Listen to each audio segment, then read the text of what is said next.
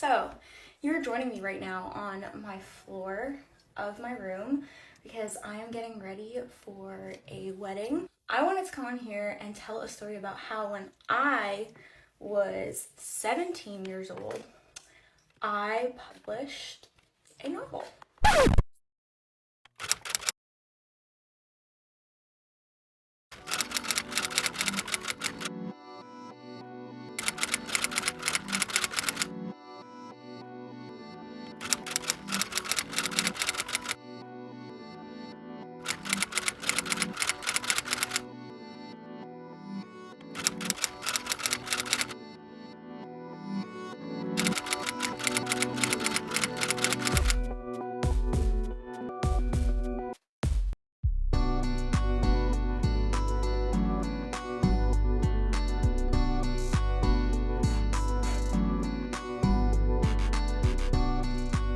So, flashback to when I was in the 7th or 8th grade, I hated reading. I was not a reader at all.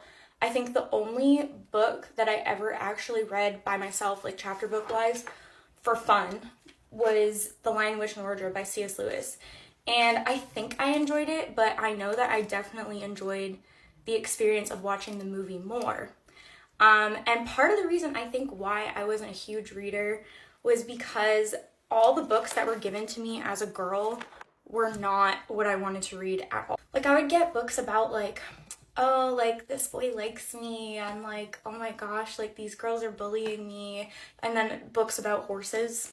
And to be honest, I was not like that. Like, of course, like, I was girly, like, I liked doing my hair, I liked getting my makeup done. Even when I was younger, I liked feeling pretty and looking pretty, but those stories never spoke to me the way that stories like Lord of the Rings did. My parents introduced me to Lord of the Rings, the movies, when I was 10 years old, and honestly, that experience completely changed my life. I realized that I loved fantasy, I loved action and adventure movies, I loved all of that stuff. Like, I wanted to be Legolas, like, and there just, like, weren't enough books around at the time that I was introduced to that I felt allowed young girls to be that. And so I wasn't a reader until I was in the 7th grade and I finally read the Harry Potter series. I did watch the movies first, and that's because my parents were nervous about letting me read Harry Potter.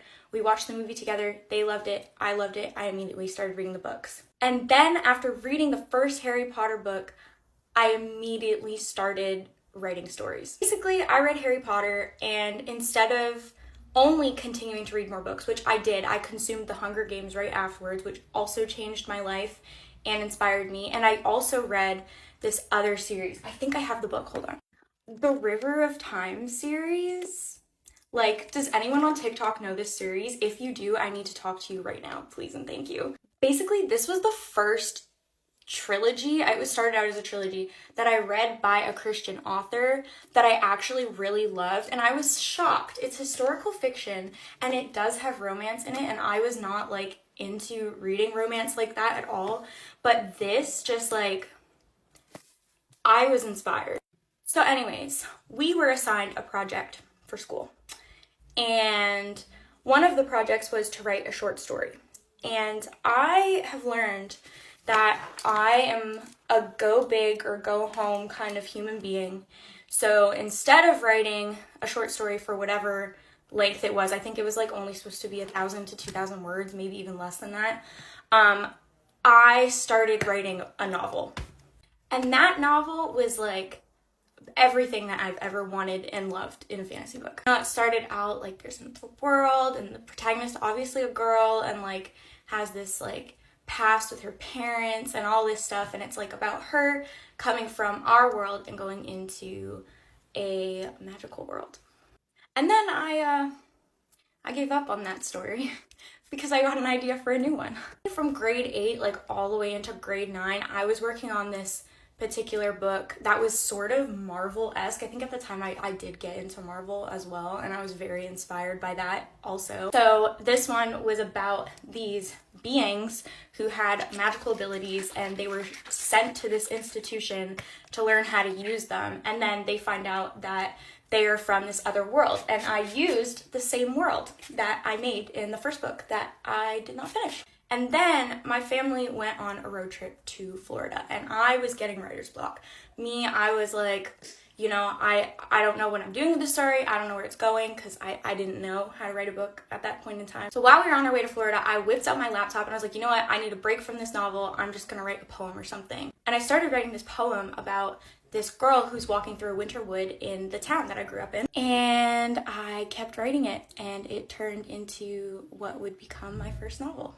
So that little poem that I started writing sparked so many ideas in my mind and just like really inspired me.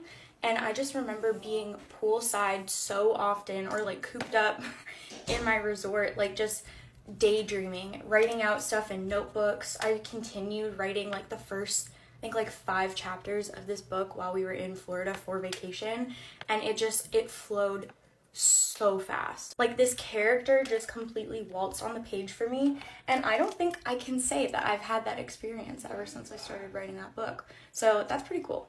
So then I kept writing this book, and little ambitious 14-year-old that I am, starting high school, I was like, you know what?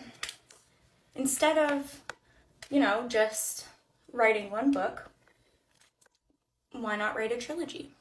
Now, the trilogy thing was completely inspired by the fact that at this point in time, I was head over heels obsessed with the Hunger Games. And this was the era of like the young adult sci-fi fantasy trilogy. And you know what? I loved them so much, and I wanted to write my own. So, I started writing this book knowing that it was going to be 3 books. And I think I finished writing that book all through grade 9 and 10. I definitely think it was finished by grade 11, at least the first draft. And my parents, thank God, were so supportive.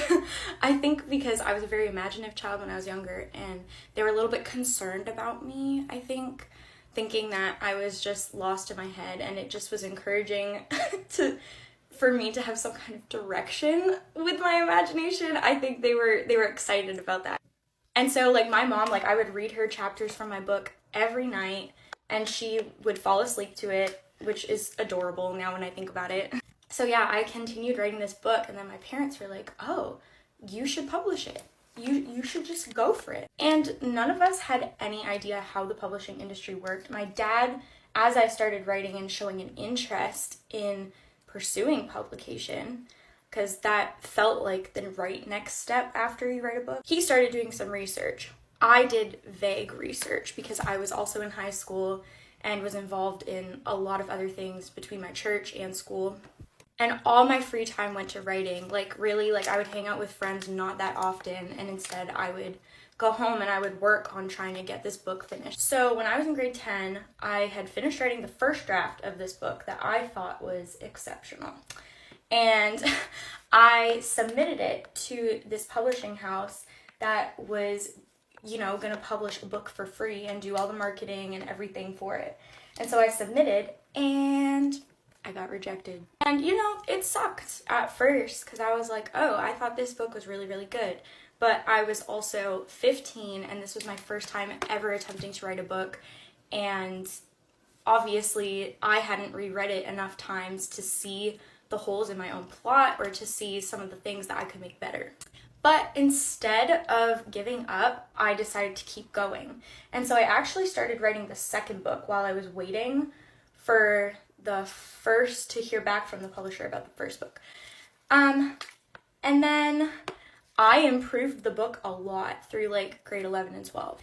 I had finished the book, and by the end of it, I was like, I know that I want to publish this. I know that I want to get this story out there. I think it would be so cool to have my name on a book. And like, it was really my dream to get this show on the road. After I had finished the new draft, which was basically a rewrite of the first book, I had a friend of mine from my church, actually I had a couple friends from church read it and do some edits for me, which was so helpful because I don't know if any of you know this, but hiring an editor is expensive. And I had a few family members who helped me figure out how to get a website and how to find different publishing houses. But still, most people around me did not know much about publishing. And my dad and I really did the brunt of the research. So basically, I ended up being like, I want to self-publish my book. I don't want someone to tell me if my book is good or not. I just want to get it out there and I want to learn about the process of publishing. So my uncle actually found this publisher, and I'm not going to say who they are because there's some beef. He found this publisher for me and it looked really promising, and it was kind of, I would say it's what I needed at the time to learn more about the publishing process, and like as my first step towards that, I think that it was a helpful experience. So we decided to go with this publishing house. And I didn't know the difference really. I knew the difference between traditional publishing and self-publishing to a certain extent. I knew that self-publishing meant that you do a lot of things yourself, and traditional publishing meant you give your book to a group of people, they tell you what they need, what you need to change, and then they do all the work for you. This publisher, which is, I've learned this now, they were a hybrid publisher. And that meant that there were some things that I had to do myself and some things that they would do for me. So for example, they had an editor go through my book, they would give me notes, but they would only go through it once. You had to pay for more edits, which I wish I did that at the time, but it's in the past. Anyways, they also do the cover design for you, and then they give you a marketing agent. But essentially, you have to do everything yourself. You have to market the book yourself. You have to do the edits yourself, do all the read-throughs yourself. There's just so much that is put on you as the author, as the creative, to do all the work yourself. Whereas in traditional publishing, you have a team assigned to you who works with you to do a lot of those things, especially like the marketing side of things. I had no idea how important the marketing side of things were. I was 17. We came up with some ideas on how to market my book. We hosted a launch party, which was so cute and still so special to think about. We hosted a launch party at my church building and had a bunch of friends and family come and buy books. I did one event I'm not going to talk about. Actually, that might be another story time. I did this one event downtown Toronto and it was really weird, but I had like, I think maybe 2 people buy my book, which honestly, I was just happy about that. But yeah, so I was 17 and I had this book that was being published, and it was honestly a very difficult time for me. You know, I was so proud of this book that I had published. I couldn't believe it. But the experience of going through that process with the particular publisher I was with was not a good experience. I was not prepared because I was young. I didn't have anyone really to like help me through it except my parents, who were also still learning about the industry and about publishing and all of that. And I just like didn't have a plan. My goals were so big. I didn't know how to break them down, and I just jumped into something without really knowing what to expect. So after I had published this book, obviously the scary part happened, which is that people actually read it. And there were a lot of people who were so moved and inspired by the story, and that meant so much to me at the time, and it still does. I still can't believe that like my story was able to touch someone in a particular way, and I loved that. I loved how a lot of the youth and children I was working with at the time were inspired to write their own stories, and even some of the adults I knew told me that they were inspired to write and publish their own art as well, and that still means so much to me. But I was young and inexperienced in this, and because my publishers kind of did skimp out on some things, and I didn't know what I was responsible for or whatever, and I really rushed into it just so I could have a published piece of work. There were people who did criticize a lot about my book. The book is definitely not perfect. There are spelling mistakes, there are grammar mistakes. When I read it now, after all this time, I think it's like 7 years since I published it, which is insane. But now when I think about it, I look at all of the mistakes that are in the book and I just have anxiety.